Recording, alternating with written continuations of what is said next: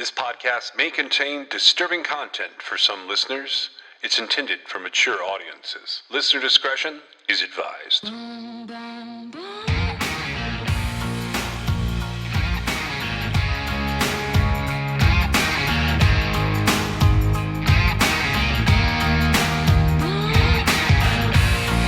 This is True Crime XS.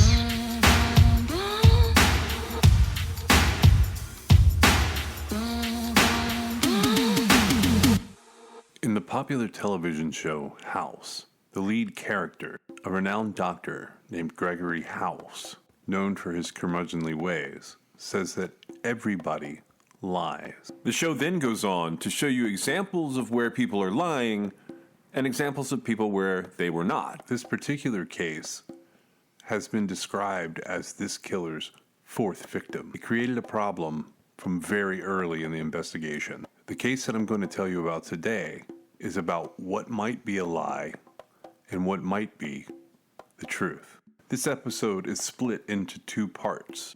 The first part is trying to determine how a particular victim may or may not fit into the story. The second part is delving deeper into the alternatives. Deborah Feldman was last seen alive back on April 8, 2009. The following day, the 49-year-old Hackensack woman disappeared without a trace. Now, the FBI believes that she was killed by a notorious serial killer who admitted to 11 murders across the country. Keyes told federal agents that he grabbed a woman believed to be Feldman, then drove her across multiple state lines, strangled her, and buried her body near Lake Tupper in the Adirondacks in upstate New York. Her body was never recovered. I would have preferred to wait until they find the bodies in Vermont, but it sounds like that could be a while. Keyes' bloody crime spree ended in March 2012. That's when he was collared for the murder of Samantha Koenig, a beautiful 18-year-old waitress in Anchorage, Alaska. A brutal crime that made national headlines at the time. The FBI said Keyes chose his victims randomly and didn't know any of them personally. The 34-year-old confessed serial killer gave agents names and details on several cases before committing suicide in his jail cell December 1st, 2012. Serial killer Israel Keyes is at times seen smiling in 2012 FBI interrogation videos as he described or alluded to killing 11 people. Investigators now believe 48-year-old Deborah Feldman may have been one of his victims after his reaction to seeing her picture. One of the photos that he was shown was a photo of Deborah Feldman. And when he got to that photograph, he made the statement that he didn't want to talk about that. He didn't deny it. The Hackensack woman disappeared in April 2009. Investigators say before he committed suicide in jail last year, Keyes confessed to abducting a woman from the East Coast one day after Feldman was last seen. They say he transported the victim over multiple state lines before killing and burying her body in upstate New York. We're trying to identify individuals that may have seen him in the area, seen Israel Keyes with Deborah Feldman. Keyes was arrested in 2012 for the murder of an 18-year-old barista in Anchorage, Alaska. He told investigators he had kidnapped and murdered victims ranging from teenagers to the elderly as far back as 2001, while traveling across the country as a contractor. As a strategy, it's a kind of a smart strategy for killing. Forensic psychologist N.G. Burrell has not worked on the Keyes case, but has spent years studying serial killers. Burrell says he wouldn't be surprised if Keyes is linked to even more murders. If this fellow was as effective and skillful as he appears to be in terms of his killing, then maybe for years to come, long after his death, that they're going to be able to link some missing people to him. Feldman's body has never been found. Investigators are asking anyone who may have any information about her disappearance or may have seen Keyes in the area around the time of her disappearance to contact the FBI at 1-800-CALL-FBI. Again, that's 1-800-CALL-FBI. In Hackensack, New Jersey, Checky Beckford, News 4 New York. From Meg's original report, what do we do about Deborah Feldman? I have other cases that hinge on whether or not we include her. There are several cases in Oregon, like Deborah Honey and Kimberly Forbes, that we need to talk about. I have a classification for this type of victim, but if you're not going to include her, then we need to do something about how we tell her story. She's included in all the other reference materials, and the FBI has stated they consider her to be the fourth known victim. If you have thoughts on this, we need to talk about them. But I can't specifically write any conclusions about Deborah Feldman. I personally think that Israel Keys was attracted to blondes. I don't know, except for my observations, I don't really have any factual evidence of that. But I feel like he looked for adult women, adult women who he would have had a weapon on them to take them. And like, they weren't going to buy the ransom. They wouldn't have believed that. And they wouldn't have tolerated like being pushed around with somebody, by someone, unless they really felt like they could be hurt. These are a sliding scale. And so it's like female, and you go, cause it sort of characterizes, you know, a typical female personality. When you're young, you're very vulnerable and easily convinced, and you don't know to talk somebody out of murdering you. I laugh because it's terrible to think about, but I mean, it's true. And then, you know, when you're a teenage girl, you want to be polite and not cause any problems. Well, then you get to be a little older. You don't care if you're causing problems or not. You have enough at stake that you don't want to be randomly killed by some guy who will more than likely let you go, at least you hope. And when you developed the Betty profile, was that in line with, you know, and I know we go back and forth on this with differing opinions, but Deborah Feldman, was that where you started with that one? Yes. Well, I mean, in a way. And I have your list of victims that fit that, so I can put those in here. If you would like to remind me to remind you, there's one particular one I'm hoping you might remember a little bit about, and that's Deborah Honey. Well, Deborah Honey and Deborah Feldman, in some ways, looked very similar to each other. They were different in some ways, but in some ways they looked very similar. Deborah Ann Honey Hooks was last seen on Puyallup Avenue in Tacoma, Washington, during the evening hours of November 6, 2002. She may have tried to call her family 9 days later, on November 15, but they have had no contact with her since then. She frequented the SeaTac Strip in the Pioneer Square area of Seattle, Washington. She may have been seen on Pacific Highway in Seattle, Tacoma during mid-December 2002. Honey Hooks was involved in drugs and prostitution at the time of her disappearance, and investigators believe she may have met with foul play. Her case remains unsolved. She was 41 years old, 5 foot 7 inches tall, 97 pounds. She was wearing a black jacket, a black and white sweater, a white shirt, gray sweatpants, and white shoes. She has blonde hair and brown eyes. She may use her last names together or separately. Her ears are pierced. She's a biracial, African-American and Caucasian female. And so my thought was, because I had like a group of Pebbles and then a group of Bettys. And Deborah Feldman and Deborah Honey were definitely inspiration for the Betty characterization.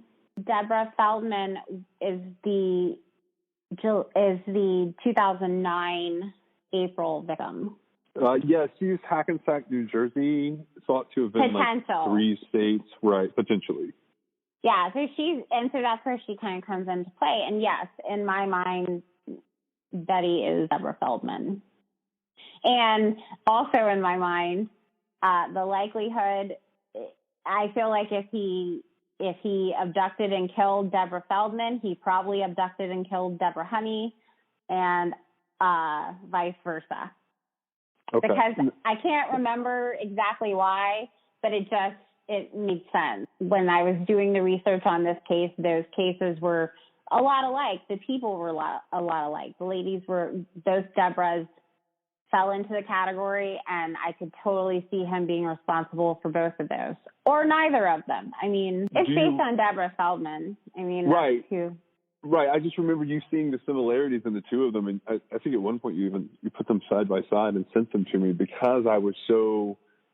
It wasn't that I was adamantly against Deborah Feldman, but somewhere I read that Deborah Feldman was recovered, and I knew for a fact that her recovery was not made public, and I don't believe they would have hid that. I don't think she's been recovered. In addition to talking about Deborah Feldman, Meg is telling you about a victim type called Betty. Here are a few of the candidates for this particular type that we were researching. Deborah J. Feldman was last seen at her home in Hackensack, New Jersey on April 8, 2009. She has never been heard from again. Few details are available in her case. Deborah was 48 years old, 5 foot 1 inches tall, 112 pounds.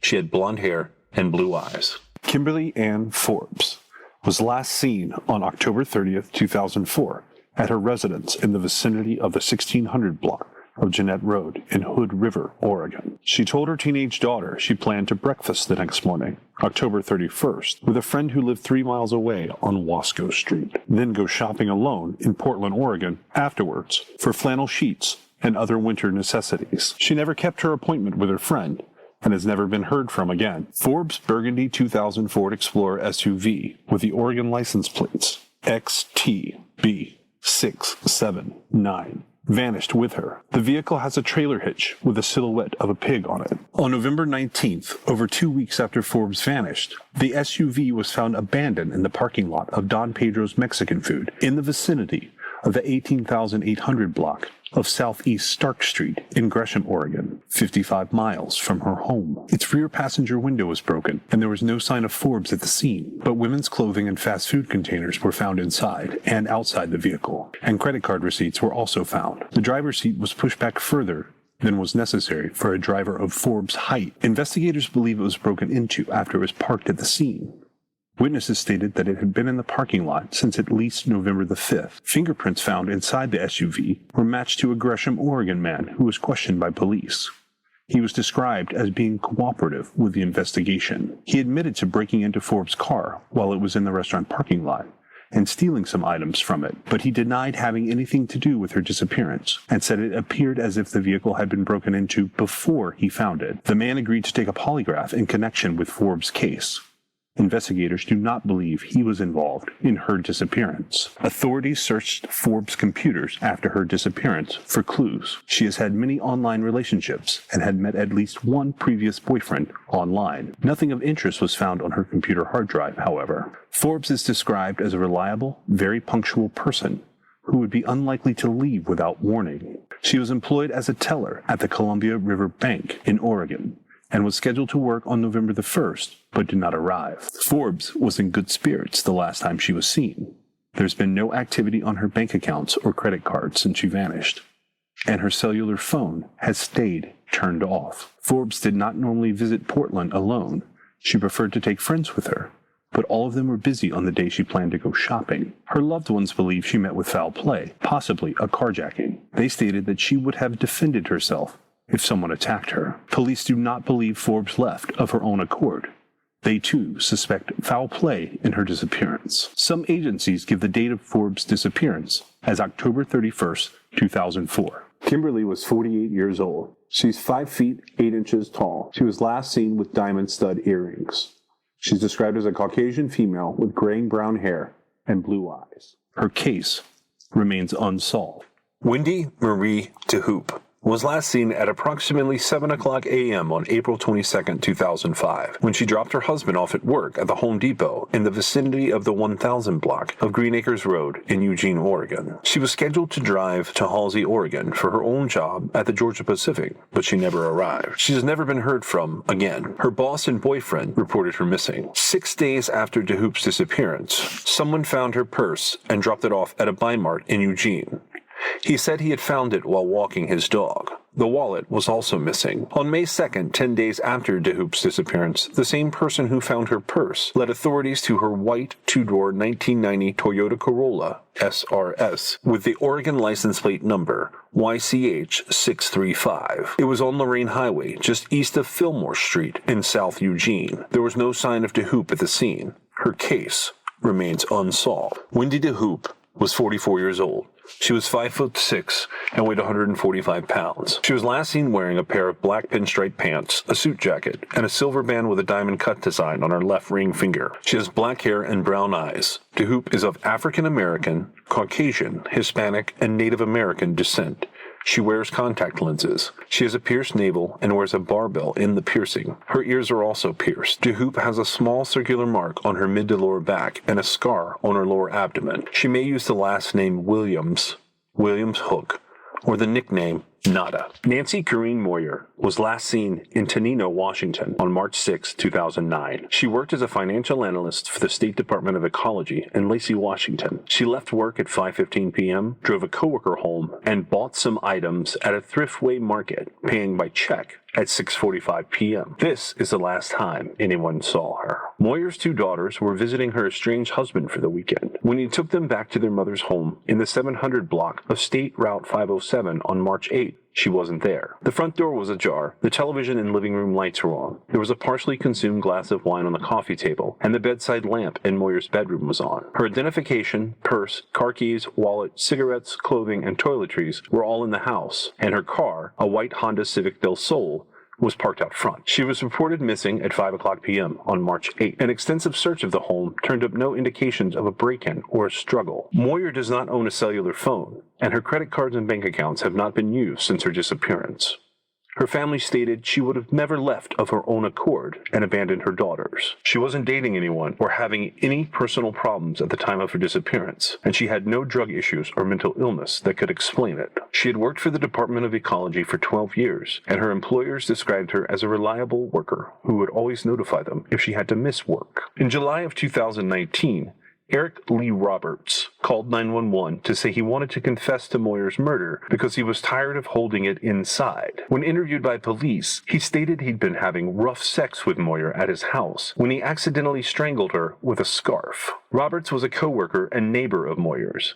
She was reportedly dating Roberts' nephew at the time she disappeared, and had supposedly visited Roberts' residence late at night on several occasions to meet with his nephew, but Roberts had claimed she'd never been at his house. Roberts had a prior criminal history for domestic violence. A former girlfriend of his told police he had a Jekyll and Hyde type personality and became violent when he drank alcohol, and that during sex, sometimes he would choke her to the point where she had to struggle with him and scratch him to make him stop. Another witness said Roberts had held parties on his property and people had gone camping there, but the parties and camping stopped after Roberts created an odd concrete structure on the property following Moyer's disappearance. Robert's girlfriend said he'd poured a large concrete pad on the rear of his property and said he was going to make either a fort for his son or a man cave, which struck her as odd because there were no utilities running back there. She said Roberts had told her he'd had a sexual relationship with Moyer, something he denied to the police, and that when her mother asked him about Moyer's disappearance, he got upset and said, "What are you, the fucking police?" Police arrested Roberts on suspicion of second-degree murder and searched his home in the 16,500 block of Shelton Lane Southwest for 2 days, but they didn't find any remains. They stated Roberts told them he didn't think Moyer's body would ever be found and suggested they focus the search on his basement and in the area of the backyard fire pit. He said he'd burned the scarf he used to strangle Moyer. After Roberts recanted his confession, however, the prosecution said they didn't have enough evidence to file murder charges against him. He remains in custody on weapons charges, and the prosecution hopes to be able to file murder charges against him at a later date. Moyer and her husband had separated 2 years before,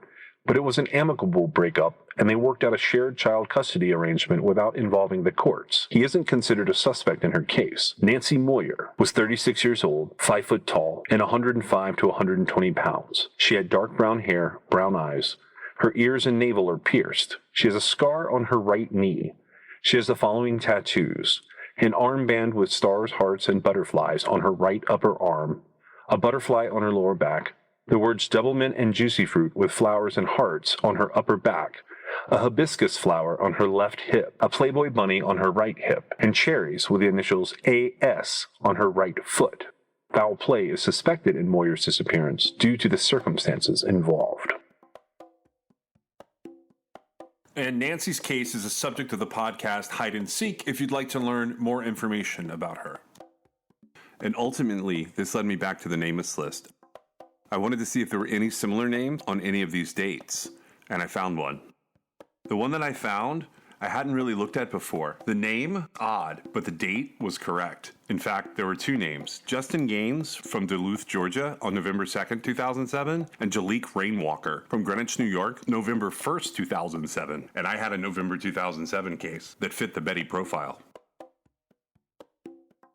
Brand Brandy Lauren Christensen was last seen in Butte Silver Bow County, Montana on November 2nd, 2007. She's never been heard from again. A week after her disappearance, her blue 1991 Toyota Tercel with the Montana license plate number 1C8609 was found on Delmo Lake Road in Homestake Pass. It was undamaged with no signs of foul play, and women's clothing was in the back seat. There were no tire tracks in the snow around the vehicle, indicating it had been parked there for several days. Authorities were unable to search the area at the time due to bad weather. When they finally conducted a search in May of 2008, they found no clues as to Christensen's whereabouts. Christensen was a student at Montana Tech at the time of her disappearance. She lived in Butte, Montana, and frequently changed residences. She has 3 children and enjoys rock climbing. She had a restraining order against her former live-in boyfriend at the time she went missing, but he has not been named as a suspect in her disappearance. It is uncharacteristic of Christensen to leave without warning. She was 46 years old, 5'1", 102 pounds. Christensen may use the middle name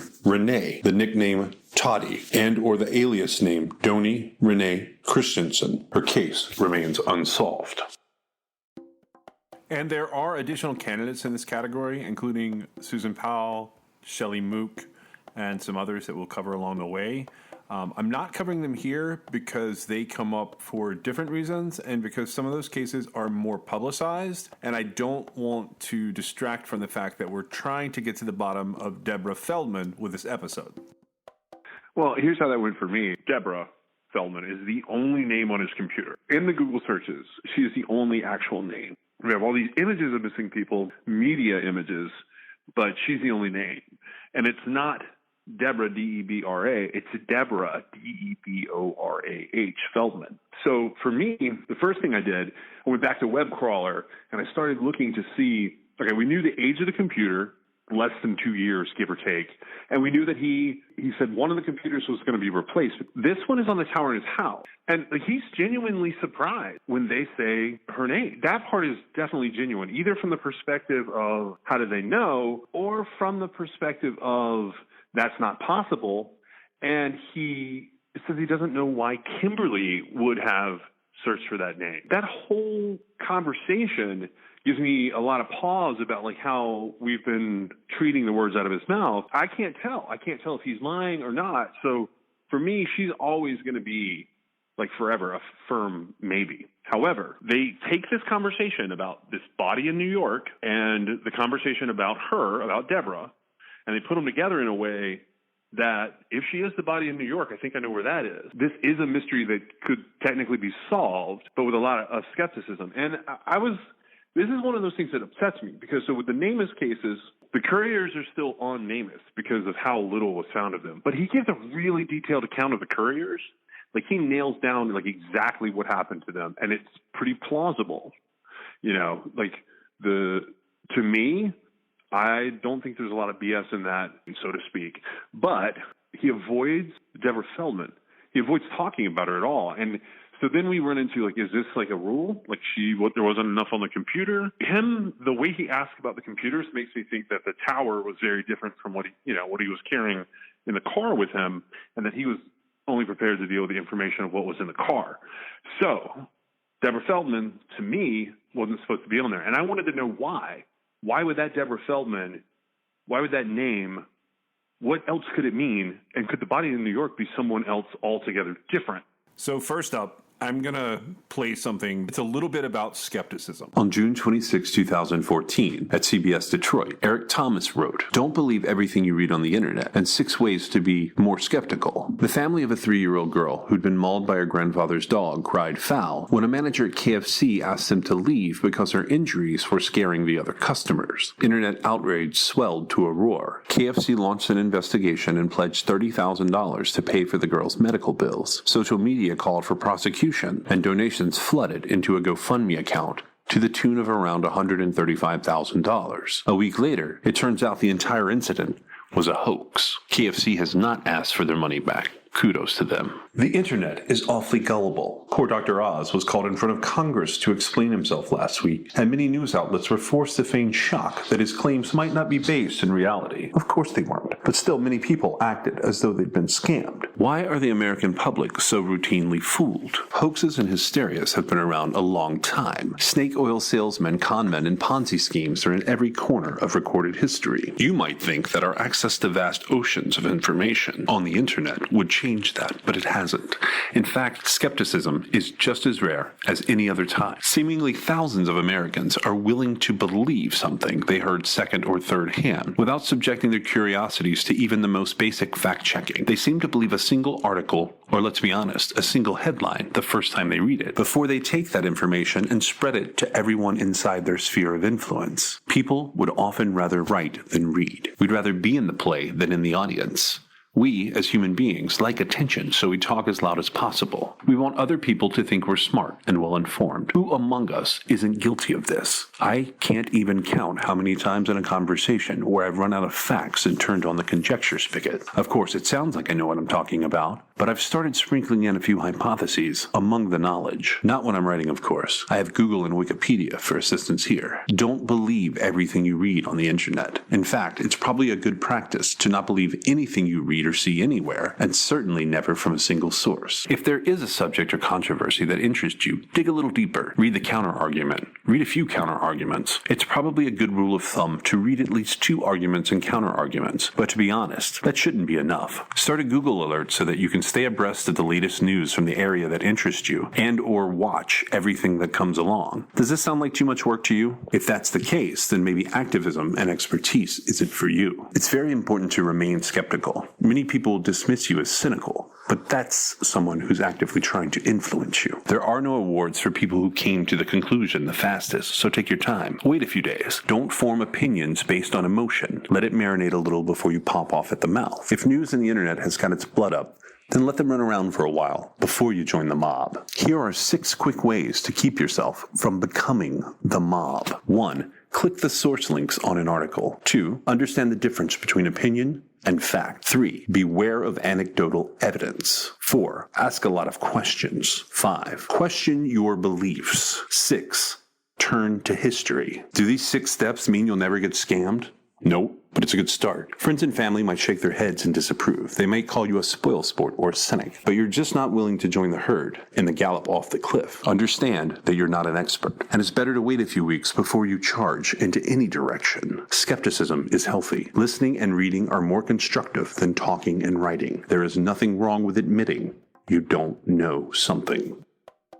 Why all this talk about skepticism? Because someone in this case, particularly the case of Deborah Feldman, is lying. And the truth is, I've never figured out who or why. But one of the things I did figure out, there was an alternative to why she was on his computer, or why the name was on his computer. Those news clips I played about Deborah Feldman were from November of 2013. My web crawler searches, they turned up a number of Deborah Feldmans, all with active news items before his arrest. But from December 2011 until March 2012, right when the killer would have had these computers, there was a media blitz for another Deborah Feldman. This one, her name was spelled Deborah, just like the Google search. Hi, I'm Deborah Feldman, author of Unorthodox, and you've got to go your own way. So then we have the other Deborah, Deborah. She writes this book, Unorthodox. She goes missing in 2009 or 2010, and then writes this book. And the book gets published in February of 2012, so it's all over the place in January, February, and March. She's on The View, she's on CNN, she's on NPR. They do this big media press from Simon & Schuster about her book, Unorthodox. So this is a woman that went missing. She claims her mother was disappeared. And she tells the story of a teen being killed by his family for being caught masturbating. And he has his penis cut off. So you got missing people, you've got this, penile amputation. It's a very salacious story. It's very scandalous, and it's in all the headlines. From the New York Daily News in March of 2012, Hasidic Jews in Brooklyn blast Deborah Feldman's unorthodox memoir as pure fiction. Hasidic Jews in Brooklyn are raining righteous fury down on one of their own, a 25-year-old woman who left the faith and wrote a blockbuster tell-all Since publishing her memoir, Unorthodox, The Scandalous Rejection of My Hasidic Roots, on February 14, 2012, Deborah Feldman had lived every writer's dream. She's been with Barbara Walters on The View, and the reviewers have declared her eloquent, and her story of a loveless marriage harrowing. The Satmar sect of Williamsburg, in which Feldman was born and raised, calls it something else. Pure fiction, especially an account in Feldman's book about a young teen who was slain by his father when he was caught masturbating. As Feldman tells it, the dad sliced the boy's penis off and let him bleed to death, and then the Jewish ambulance service helped cover up the crime, which took place in an upstate Hasidic enclave, she writes. The coroner's report tells a different tale. The teen died from an injury to the carotid artery, suggesting suicide. That claim is seconded by the New York State Police Lieutenant Glenn Miner, who tells the Daily News the death was determined to not be a homicide. Feldman and her publisher, Simon & Schuster, stood by the book. I can only be responsible for the things I write. I cannot be responsible for what reporters write. Misunderstandings, misinterpretations, and just plain getting the facts wrong is common in journalism. But anything I sign my name to, I will stand by, Feldman writes on her blog. Other disputed facts include Feldman's insistence that her mother disappeared when she was a toddler. For book stuff for like 3 months.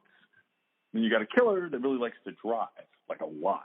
So my thinking is, and at this point, I'm not even thinking that it's necessarily him. It could have also been his partner living in the house with him, because it was sort of geared towards women. That being the correct spelling, and that Google search being on a tower in their house, makes way more sense than him having, for some reason, Googled one of his victims by name. For me to put it succinctly and to tell you why it's so interesting to me, it's just interesting that he only Google searches one potential or probable victim's names from the tower in his house, and she's not in the Namus searches from his computer, but that it happens to be misspelled the way that someone who was in the news end of 2011, early 2012 happens to be, their name is correctly spelled the way the misspelling is occurred. And ultimately, the body in New York is findable, so that would potentially end this particular mystery for me. Story that kind of unfolds about the New York victim, okay, and this, there's a big gap of time that passes, and like he has so much apathetic disdain when he's referring to the New York victim and the questions that they keep asking him about the New York victim. He's so irritated that it's hard to read any of that stuff. But based on the circumstances, if somebody was killed, somebody was abducted and killed. I mean, he's even said it. I mean, and it adds up as far as the bank robbery and the other stuff that he did. It adds up. But and I believe, just like, when I narrowed down things, I believe that Deborah Feldman is the only person it could have been. Well, I am no longer arguing that it's not Deborah Feldman. Okay, I have two different theories that I'm presenting as I go, and this is, I think that period of time there may have been more than victims, and I will say, as far as Deborah Feldman goes, and like getting your feedback on, I don't think I'm arguing it's not Deborah Feldman as much as I'm arguing that the killer didn't look for Deborah Feldman on his computer, not the victim. And that, I'm wrong about that. And I'm, if I'm wrong, I'm wrong. I think that the killer was looking for something else, and that is just a really weird coincidence that he was looking for something else, and that happened to be her name. And I'm not going to put you in that. But how do you? Okay, that's fine. I mean, I get what you're saying there. That's fine. However, I even wiggled trying to make things fit. If it's not her, who is it? You said there's multiple victims during that time frame. I can't even find one that's not Deborah Feldman. Well, I have 3 victims that I think he's responsible for in a very short period of time, and that's sort of one of the emerging patterns that I'm starting to see. Is I think he killed multiple people a year, but I think he did it in such a short time period that seems impossible on paper. Well, and I would not put that past him, but there are certain verifiable facts for that particular time period, which is April of 2009. and he was in certain places at certain times. And I'm just curious where you found potential victims that were, you know, even at the extreme, plausible. Well, what I did was I took him on a little road trip there. The gist of it is I do think potentially the victim that would be found up by Blake Falls, the one that he says there should be something there, I think that's probably Deborah Feldman. In spite of her disagreements with me about this case, Meg kept working with me. As my mother would say, bless her heart. But the truth is, I never would have gotten to the end of this story without Meg. So I'm going to pause here and just say thank you for putting up with me through this particular disagreement and a lot more to come. But for now, I think the best thing that I can do is to play the interview here so that you can hear what it is that we've been questioning. First, here's that opening clip from the FBI again. Serial killer Israel Keys is at times seen smiling in 2012 FBI interrogation videos as he described or alluded to killing 11 people. Investigators now believe 48-year-old Deborah Feldman may have been one of his victims after his reaction to seeing her picture. One of the photos that he was shown was a photo of Deborah Feldman. And when he got to that photograph, he made the statement that he didn't want to talk about that. He didn't deny it. The Hackensack woman disappeared in April 2009. Okay, I'm playing you that clip, and now I'm going to play you the interview, and I want to see if you get the same interpretation from this interview that the FBI did.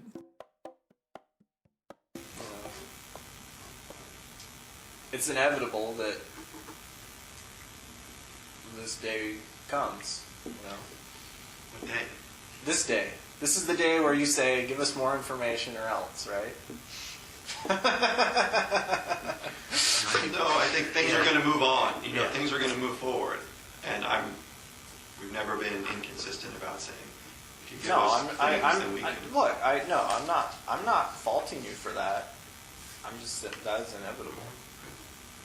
Well, but from my perspective, you have to understand that not much has happened. And from our perspective, not much has happened, and that's why we're in a room thinking, can we make something happen? Right. No, I see that. Okay. Well, and you know, Definition of a stalemate. like you said earlier, progression's inevitable on this, It is. whether you help us or not help us. And so things have to move forward. Right. From our perspective, our boss's perspective, things have to go forward. We would like them, all of us in this room would like them to go forward the way they've been going forward. Right. But they haven't. They've stopped. And so that's why we're getting pressure to move things forward the traditional way, even though we all may think that it's a moot point. But why don't you talk about what New Jersey is doing? One of the things that we've talked about from the beginning, we're going to keep you posted as to what's happening, so nothing is a surprise. Deborah Feldman, we had talked about her before. Yeah. New Jersey is looking into her more. FBI is looking into her more in that situation. All right. thought maybe that'd be a place where we could start.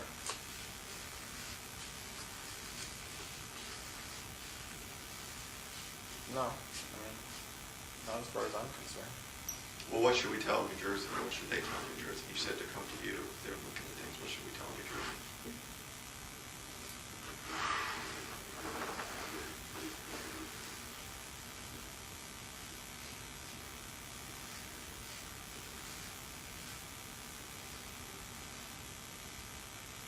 I don't know. I mean, whatever. Tell them whatever you want. Well, they need to know, You said come to you. You told them they got to go to Israel. I can't help them if that's what you're asking. Well, what do you want us to tell them?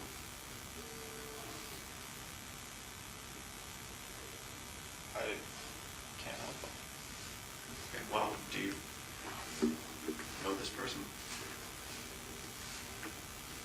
No. Cancer won't. That's no. Is the person buried in New York? No.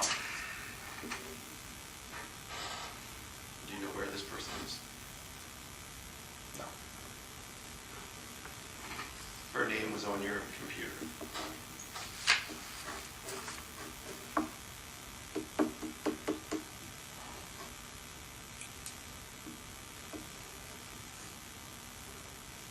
Which computer? Mine? Yeah, on your computer. My laptop? Tower. Oh, Kimberly's computer.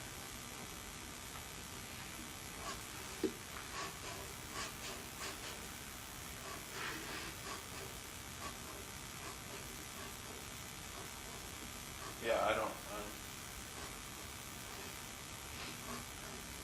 understand. You don't understand why the name was on my computer?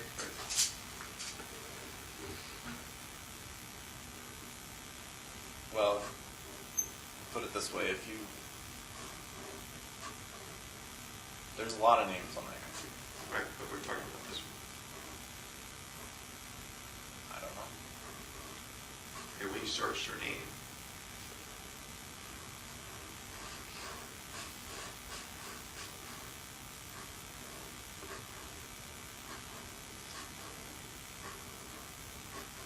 We told you we'd do this, so we'd come back and try to get information from you without going overt to try to get the information. And so we're just trying to hold up our end of the bargain.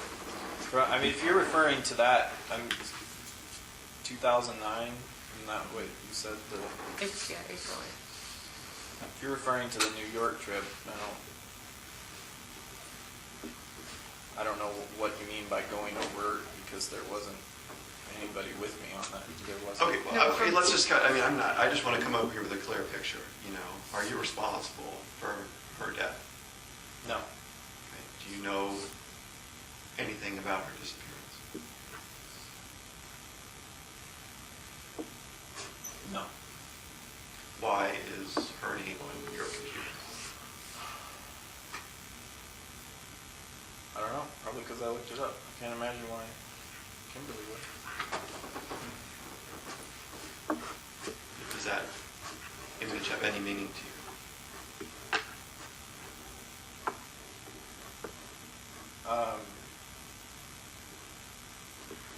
Sure, but probably not on. Well, just explain so we're not sitting here wondering. No, I'm not going to talk about what's on the computer. I mean, if you, like I say, if you're going to go out.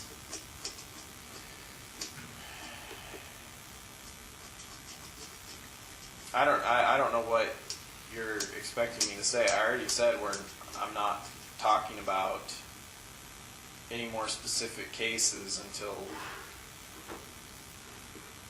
we get some kind of deal hammered out for something.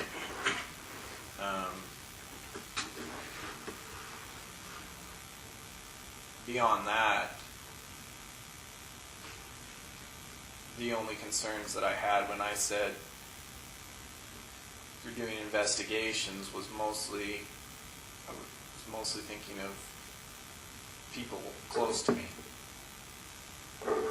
and trying to bring them into an investigation. So,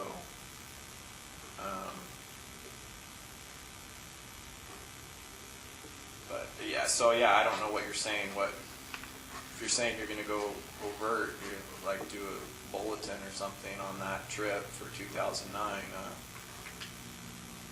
First of all, I don't even. Seems like there were several legs. I don't know. I don't know what you want me to. In terms of this, they're going to start asking questions. Is basically what it comes down to. And I think up to this point, my impression has been that you've been pretty honest about stuff. Usually, if there was something in the past that you didn't want to talk about, you'd just say, I don't want to talk about it. You wouldn't. And I could be totally wrong. My impression was, though, you didn't just directly lie to us and say you did something or you didn't do something. You just say you didn't want to talk about it. And so with Deborah, New Jersey FBI is asking questions basically because it fits. It fits, the date fits, the place fits, a number of things fit, and the fact that she's on your computer. So we're doing what we told you we were going to do, is come and tell you, hey, this is what's going on. If there's things that you don't want to talk about, hypothetically, right. If this were a victim and there were things that you did not want to talk about because we're not to that point yet, then okay. We're just asking for, are they on the right track? Are they not on the right track? And and we can stop at that, or we can go further if you want to go further. No, I didn't kill her. Okay.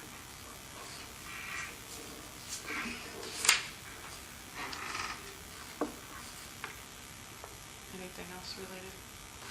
No, I just didn't know if there's any. Is there something else to the story that you're just not willing to talk about today?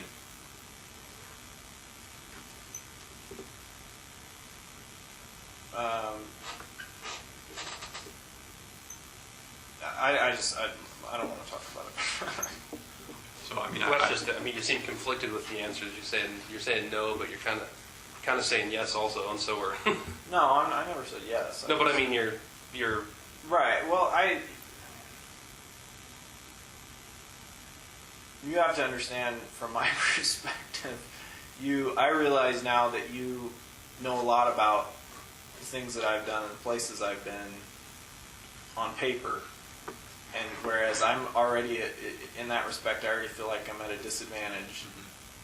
And I've thought back on some of our previous interviews, and I know that, even though I never initially, or I never intended to blatantly lie, there have been some questions that I remember that you asked that it was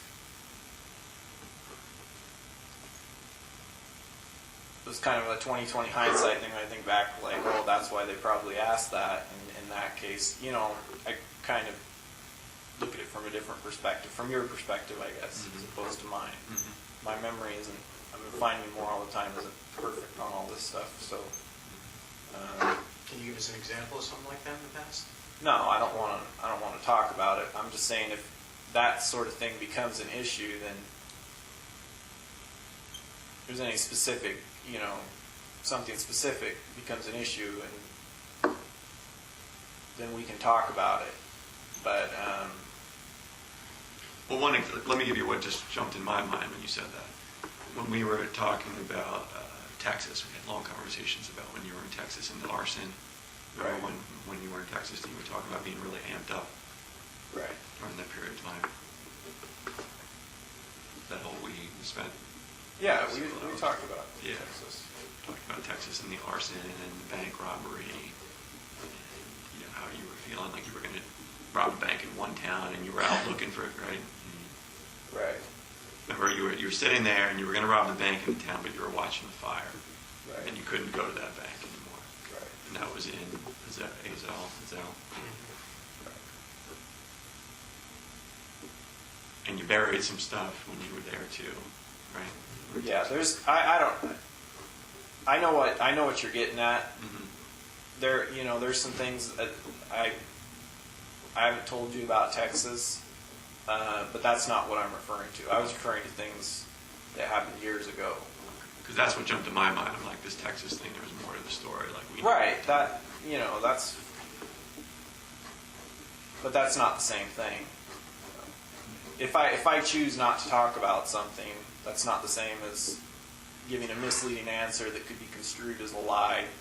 That's the point I'm trying to make. I've not been. There's a lot of things I've left out. Obviously, there have been some direct questions that I'm just saying my answers could have been construed as a lie or intentionally misleading, but that's not what my intent was necessarily. It's more of an issue of, do I leave it out? Do I talk about it at all? Or do I just give a yes or no answer that may not be the accurate? So that's what I was referring to. And so, you talk about the New York trip, that's the issue with that a lot, because I went in a lot of places, and several other trips prior to that, there were several different flights or whatever involved. So that's what I was referring to. Sure, and we could lay that all out for you, but we're not going to, No, I'm not saying that. I'm just saying, I remember the high points, if you will, but everything else involved, the order isn't always crystal clear anymore. So that's something that I've been realizing more all the time as I try to talk about this stuff. It's not nearly as clear when it comes out of my mouth as it is in my head. So, and that was the case even with more recent things, even the more recent things we talked about. So that's why I was saying, if we're going to go back further than that, it's going to be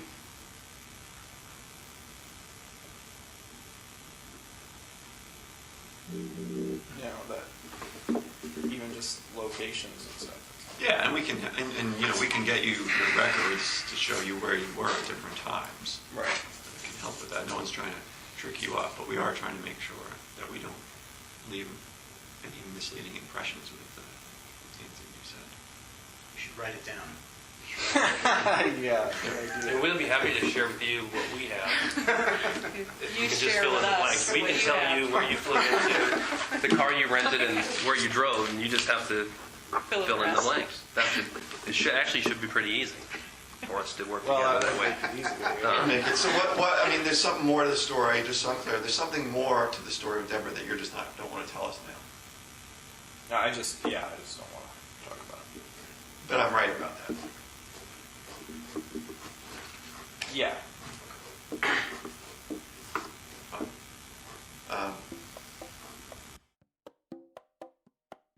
And that seems like a good stopping point for part 1 of this episode. But what did you think? Was he lying? Or was he telling them the truth? Was the FBI lying when he said he didn't deny it? This is one more step in the investigation that was really, really important. On the next episode, I'll take a look at alternatives to Deborah Feldman and alternatives with Deborah Feldman.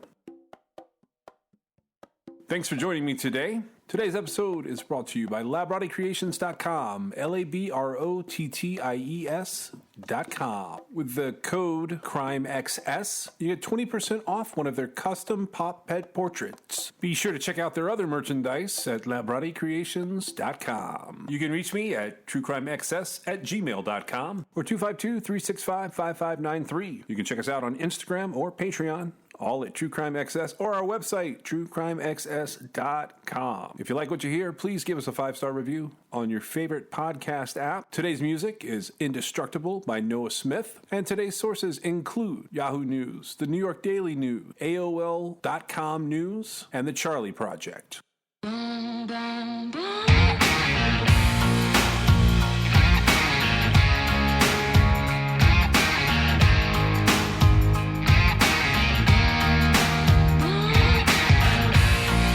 This is True Crime XS.